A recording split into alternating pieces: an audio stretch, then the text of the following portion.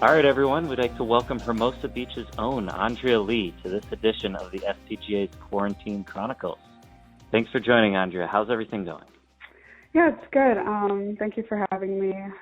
Just kind of been going through the daily routine of, sleeping and watching TV and kind of just, getting the days through pretty much. Yep, sounds pretty familiar over here. I think everybody's doing about the same thing these days. Where are you cooped up right now? Are you here in LA? Yeah, I am. So I'm at home in Hermosa Beach. If it weren't for, all the chaos going on, I'd still be up at school. But I'm starting virtual online classes next week, so that'll keep me a little bit busy. But yeah, at home for now. And I think everybody's logging a lot of Netflix hours. What are you binging these days? Yeah, a lot of Netflix shows, movies. I got Disney Plus just to watch some old Disney movies and throwbacks. I'm a big Marvel fan, so they have all those movies. But yeah, just kind of watching things that everyone else is watching these days. Yeah, it sounds about right. And how are you keeping the game sharp? I know a lot of courses are closed. You got a net set up in the backyard. What's going on with you and staying sharp? Yeah, I actually don't have a backyard, which is unfortunate, but I've kind of just been swinging in front of a mirror in one of our rooms, and my mom just ordered a putting mat, but Amazon's orders are all backed up, so it's probably going to take another couple of weeks to get here. But it's been tough, definitely, to work on aspects of my game, but I'm trying to do whatever I can. Oh, that's great. I mean, I have like a 20 square foot backyard with a golf net that I dusted off. If you want to come over, we can practice some social distancing, but you can come on and get hacked whenever you want. I know, might be one of those. Yeah, on to golf here for a little bit. You won the first ever SCGA Women's Amateur back in 2015 at the Los Angeles Country Club. Then a year later, another world number one ranked amateur captured the title when UCLA's Lilia Vu did it. Obviously, you repeated in 2017, and then we've had two budding superstars in Alexa Melton and Aliyah Abdugani win the last two titles. So with your name and then all of those budding superstars, how special is it to know that you're the first name on that trophy?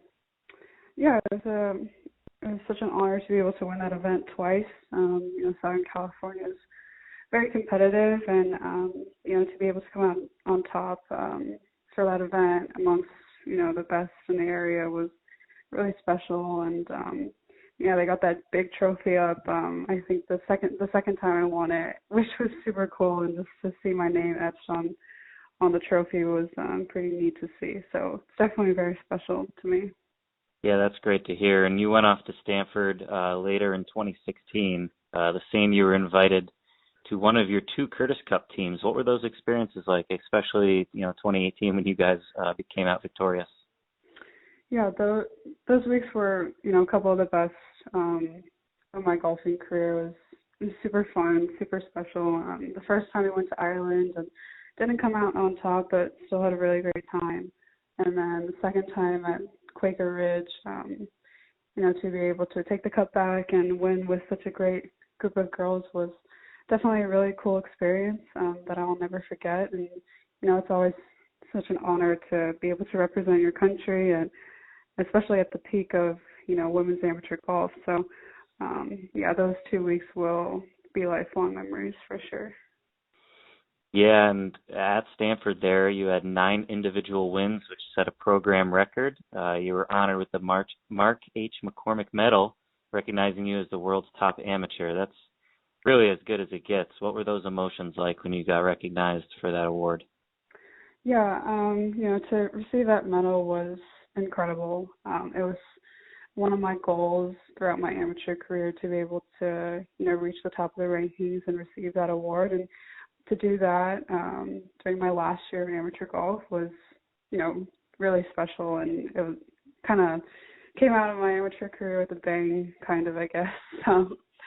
And, to be able to set the record at Stanford for individual wins was, also a huge honor and something that I'll cherish forever. Just being at Stanford was so amazing, and to be with my teammates and coaches and have their support all the time was definitely invaluable because golf is such an individual sport. So I really got to learn how, to be a teammate and to be a part of a family and kind of embrace team culture. So I think all that has really helped me grow and mature as a person. And, coming out as the number one amateur was definitely the icing on the cake for sure. Yeah, that's certainly the pinnacle. And then later that year, you were invited to the 2019 Augusta National Women's Amateur, the first ever event for women at Augusta. How surreal was that experience? Yeah, it was one of the best weeks of my life, of my golfing career. I mean, to be able to play at Augusta National is a huge honor, and to compete against the best amateurs around the world. It was a really tremendous opportunity for all of us, and I think it really opened the doors for women's golf to have a women's event held there. So the whole week was just surreal. I mean, I can't really put it into words, I think, but yeah, it's an amazing event, and unfortunately it's postponed, but hopefully they'll have it later this year because it's just so special, and the crowds were amazing. And that's something that I'll remember and cherish forever, I think.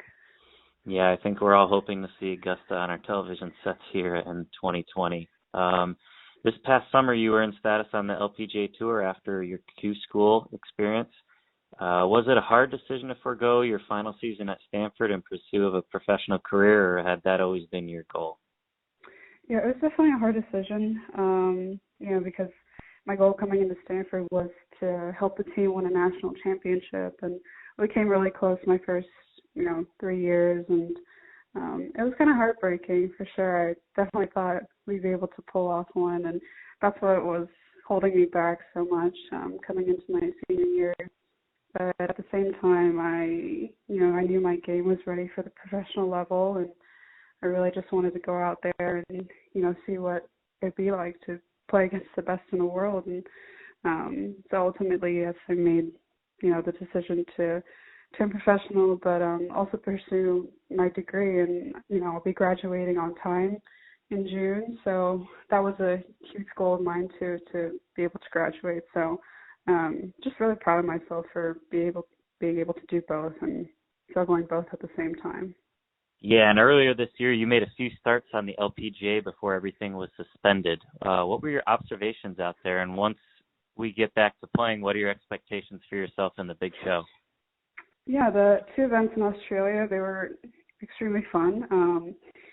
I made both cuts, which was good, but I didn't finish, necessarily as good as I wanted to. But I did realize that, my game's good enough to be out there. I just kind of need to work on, my mental game and just really believe in myself and have confidence that I can, compete out there against the best and potentially win. So, yeah, it was a really great learning experience for sure. And obviously much more to learn in the coming years. But yeah, just really looking forward to the season running back up again. So hopefully we'll be able to, get back out there and compete soon. Yeah, and so many of the young women that you grew up playing against are now on the LPGA Tour. Did SoCal's high level of competition help you get where you are today? I definitely think so. Just competing in Southern California against some of the top juniors, top amateurs, and then, just competing at the national level with the AJGA, that definitely prepared me a lot. And then going into kind of the big amateur events and eventually college and now pro, yeah, I definitely think, growing up in California really helped my, competitiveness and just helped me reach where I am today for sure. Terrific. And Andrea, I think that's it for today's session of Quarantine Chronicles. Thanks for joining me. Thanks for your time, and all the best to you, and just stay safe out there. Yeah, thank you too. Thanks for having me.